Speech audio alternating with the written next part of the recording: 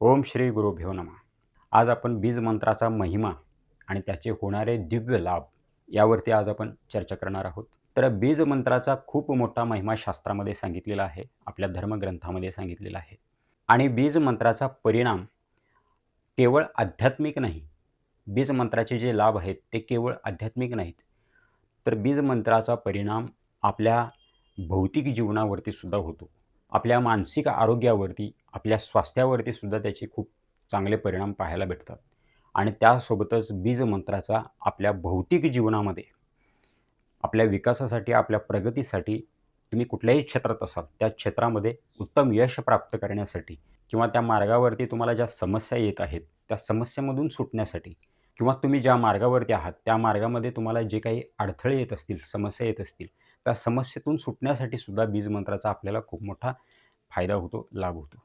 तर या सर्व गोष्टीवरती आपण चर्चा करण्याच्या अगोदर बीज मंत्राचा महिमा काय आहे, हे आपण थोडक्यात पाहूया. आपल्या शरीरामध्ये 7 चक्र आहेत.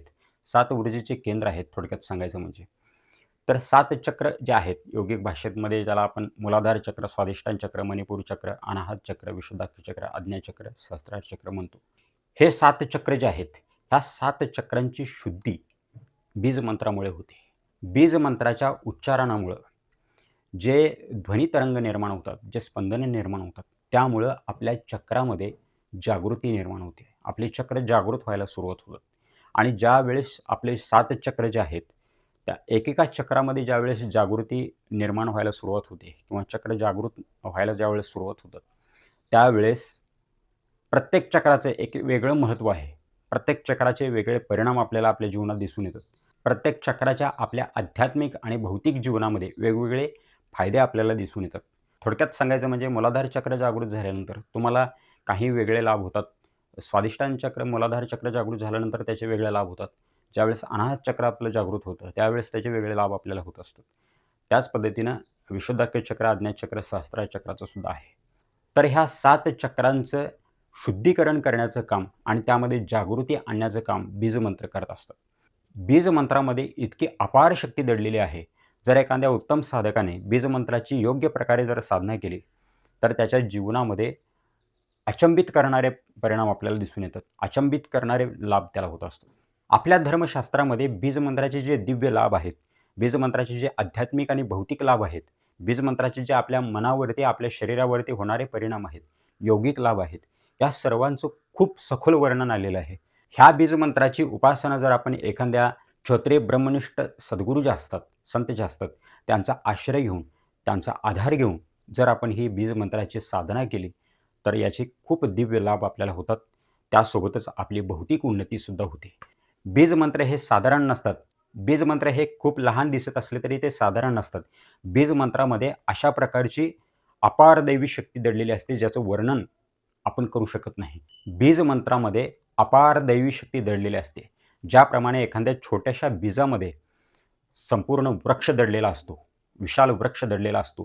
त्या छोट्याशा बीजावरती योग्य संस्कार करून जर त्याचं रोपण केलं आणि त्याचं संवर्धन जर केलं, तर त्या छोट्याशा बीजामधून योग्य संस्कार केल्यामुळं ज्याप्रमाणे त्याच्यातून एक विशाल वृक्ष बाहेर पडतो, अगदी त्याचप्रमाणे बीजमंत्र अगदी त्या छोट्याशा बीजासारखे असतात. जर या बीजमंत्राची उपासना तुम्ही योग्य व्यक्तीच्या मार्गदर्शनाखाली, योग्य साधकांचं मार्गदर्शन घेऊन किंवा एखाद्या क्षत्रिय ब्रह्मनिष्ठ संतांचा आश्रय घेऊन, त्यांच्या मार्गदर्शनाखाली किंवा एखाद्या समर्थ सद्गुरूंचा आश्रय घेऊन, त्यांच्या मार्गदर्शनाखाली जर ही साधना केली तुम्ही, तर त्याचे अगणित दिव्य लाभ तुम्हाला होतात. आपल्या अनेक शारीरिक आजारामध्ये, आपल्या अनेक मानसिक आजारामध्ये आणि त्यासोबतच भौतिक विकासासाठी, आपल्या भौतिक जीवनामध्ये सुद्धा बीजमंत्राचा खूप मोठा लाभ आपल्याला पाहायला भेटतो.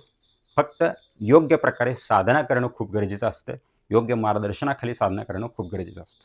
तर आपल्या चॅनेलवरती येणाऱ्या व्हिडिओमधून आपण वेगवेगळ्या बीजमंत्राचा कशाप्रकारे जप करायचा आहे, कशाप्रकारे साधना करायची आहे, त्याचे उच्चारण करण्याची विधी काय आहे, साधना करण्याची विधी काय आहे, याची अत्यंत बारकाईने चर्चा करणार आहोत. प्रत्येक मंत्राची संपूर्ण शास्त्रोक्त विधी तुम्हाला सांगितली जाणार आहे आणि या सर्व गोष्टीच्या सोबत बीजमंत्राच्या मागं दडलेलं विज्ञान जे आहे, बीजमंत्राच्या मागं काय गुप्त विज्ञान आहे, यावरती सुद्धा आपण सखोल चर्चा करणार आहोत. आणि तुमच्या जीवनामध्ये जर काही समस्या असतील, काही प्रश्न असतील, काही शंका असतील, तर तुम्ही कमेंट करून विचारू शकता.